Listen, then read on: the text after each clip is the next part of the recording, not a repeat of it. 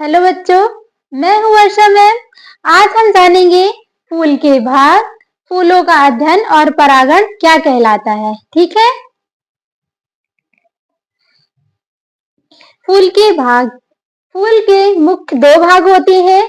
दो सहायक अंग होते हैं और दो आवश्यक अंग होते हैं। दो सहायक अंग कौन कौन से होते हैं? बाह्य दलपुंज, दलपुंज। दो आवश्यक अंग कौन कौन से होते हैं? पुमंग और जयंग होते हैं। ठीक है। सबसे पहले हम जानेंगे सहायक अंग में बाह्य दलपुंज क्या होता है। ठीक है।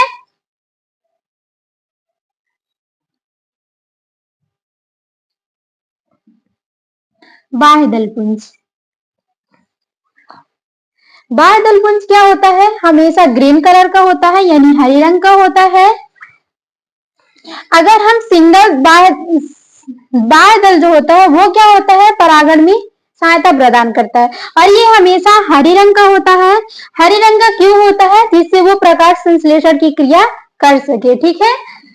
अगर हम सिंगल सेपल की बात करें, यानी बाह्य दल सिंगल, तो उसे हम क्या बोलेंगे? सेपल बोलेंगे, यानी बाह्य दल बोलेंगे।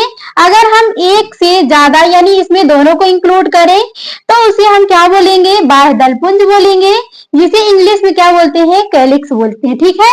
Collection of stamen, collection of sepal, यानी एक से ज्यादा सेपल हो तो वो क्या कहलाएगा? कैलिक्स कहलाएगा, यानी बाह्य दलपुंज कहलाएगा।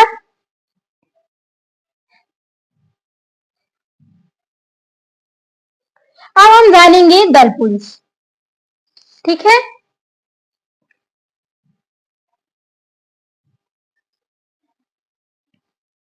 बाह्य दलपुंज क्या होता है? दलपुंज क्या होता है? दलपुंज किसी भी कलर का हो सकता है, किसी भी प्रकार के हो सकते हैं, कई रंग के होते हैं। दलपुंज, दलपुंज पेटल कहलाता है। अगर एक सिंगल दलपुंज की बात करें तो वो दल कहलाएगा, यानी पेटल कहलाएगा। अगर एक से ज्यादा, यानी इसमें जैसे तीन है, एक दो तीन, अगर एक से ज्यादा पेटल की बात करें तो वो क्या कहलाएगा? दलपुंज कहलाएगा, यानी collection of petal. Collection of petal क्या कहलाता है? कोरोला कहलाता है। ठीक है। यानी दलपुंज कहलाता है।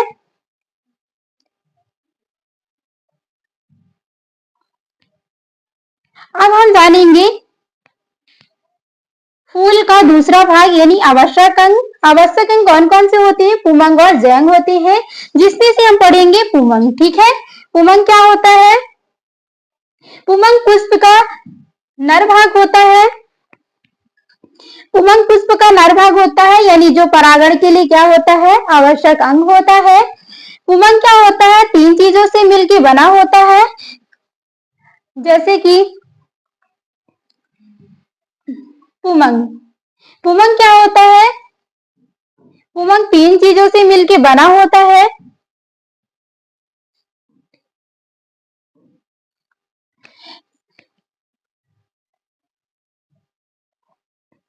यानी पुमंग यहां से यहां तक का पार्ट, ये यहां से यहां तक का पार्ट क्या कहलाता है? यहां से यहां तक का पार्ट ये क्या कहलाएगा? पुमंग कहलाएगा।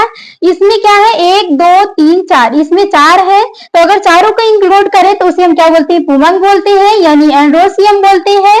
अगर हम एक सिंगल पुकेसर की बात करें, एक सिंगल पुमंग की बात करें तो उसे हम क्या बोलते हैं? पुकेसर बोलते हैं। अगर हम एक सिंगल पुमंग में एक सिंगल ले, एक से ज्यादा ना हो तो उसे हम क्या बोलते हैं? पुकेसर बोलते हैं। पुकेसर क्या होता है? पुकेसर तीन चीजों से मिलकर बना होता है, परागकोश यानी कि परागकोश, एंथर, पोलन ग्रेन और पूतंत्र फिलामेंट। तो पुकेसर क्या होता है? पुष्प का नर भाग होता है, जो कि तीन चीजों से मिलकर बना होता है, परागकोश, परागकण और पूतंत्र यानी फिलामेंट। ठीक है। अब हम जानेंगे फूल के आवश्यक अंग में से सेकंड, जो कि जयंग है। ठीक है। जयंग क्या होता है? पुष्प का मादा भाग होता है, जो कि क्या होता है?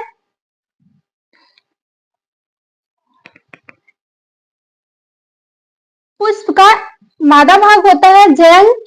अगर इसमें एक से ज्यादा होते पुष्प का यानी कि जैन जो होते हैं यानी कि स्त्री केसर अगर एक से ज्यादा होते तो उसे हम जैन बोलते, लेकिन इसमें सिंगल है इसलिए हम इसे क्या बोलेंगे, स्त्री केसर बोलेंगे यानी पिस्टिल बोलेंगे। तो पिस्टिल क्या होता है, वो 3 चीजों से मिलकर बना होता है, जैसे कि स्त्री केसर यानी पिस्टिल। तो क्या होता है, वो 3 चीजों से मिलकर बना होता है, वर्तिकाग्र, वर्तिका और अंडाशय यानी कि स्टिग्मा, स्टाइल और ओवरी। ठीक है, जैसे कि हम डायग्राम में देखें, यहां से यहां तक का पार्ट,